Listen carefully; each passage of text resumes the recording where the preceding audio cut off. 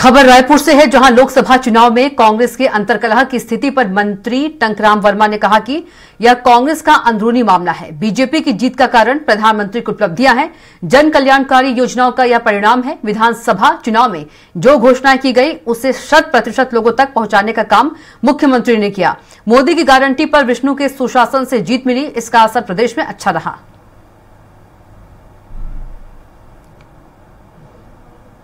रायपुर में 3 आईएएस अधिकारियों के तबादले किए गए हैं। कांकेर कलेक्टर अभिजीत सिंह को हटाया गया है, उन्हें गृह और जेल विभाग के स्पेशल सेक्रेटरी के लिए जिम्मेदारी दी गई है। नीलेश क्षीरसागर कांकेर के नए कलेक्टर बनाए गए हैं। सारंगढ़ एसडीएम वासु जैन को भी मंत्रालय वापस बुला लिया गया है, उन्हें योजना और सांख्यिकी विभाग का अवर सचिव बनाया गया है।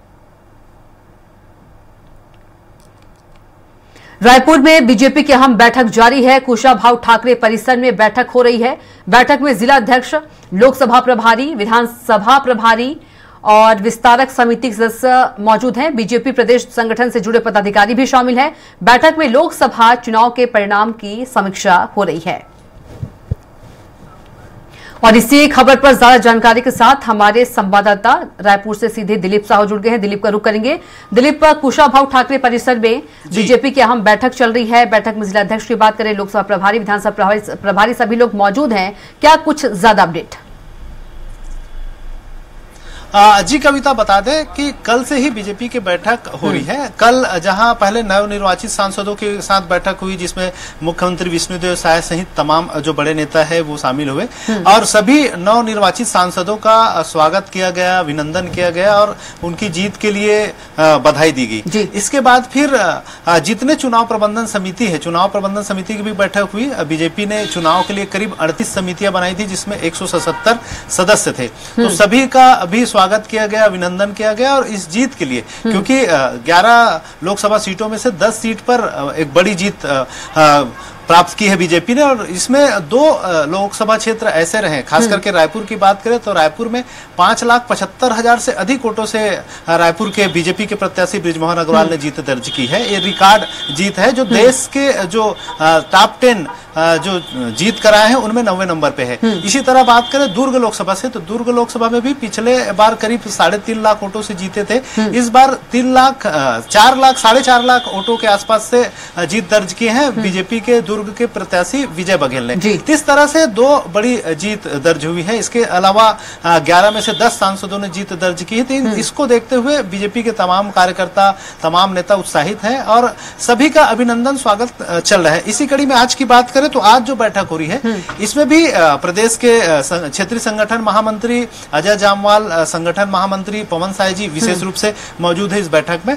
और इस बैठक में तमाम जो प्रभारी बनाए गए थे, चाहे लोकसभा प्रभारी हो, सह प्रभारी हो, इसके अलावा जो जिला अध्यक्ष है, इसके साथ ही साथ विधानसभाओं का भी अलग अलग प्रभार दिया गया था। सभी विधानसभा के जो प्रभारी है, इसके अलावा मंत्री भी शामिल, इसमें से लखनलाल देवांगन, लक्ष्मी राजवाड़े सहित 3-4 मंत्री भी इस बैठक में उपस्थित है, क्योंकि उन्हें भी अलग अलग क्षेत्र के प्रभार दिए गए थे। तो उन सभी के साथ एक मंथन का दौर चल रहा है। पहले सभी का स्वागत किया जा रहा है, अभिनंदन किया जा रहा है इस बड़ी जीत के लिए।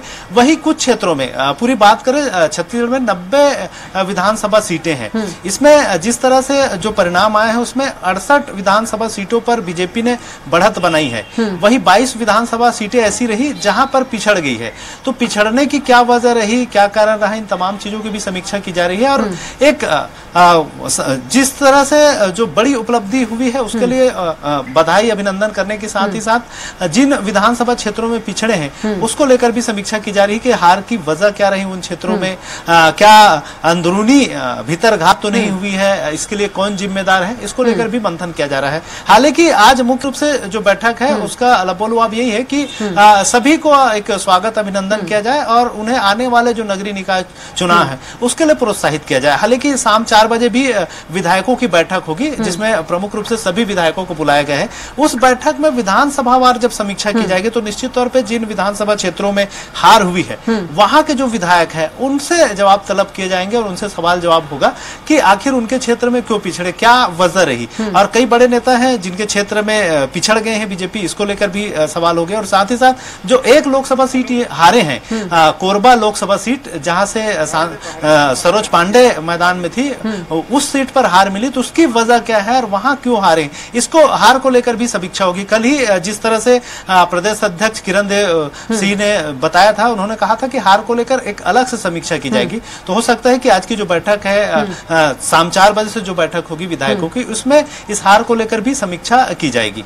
जी कविता। बिल्कुल दिलीप, काफी अहम बैठक चल रही है और तमाम जानकारी के लिए आपका बहुत धन्यवाद। और आप खबर पर नजर बनाए रखिएगा, आगे भी आपसे अपडेट देते रहेंगे।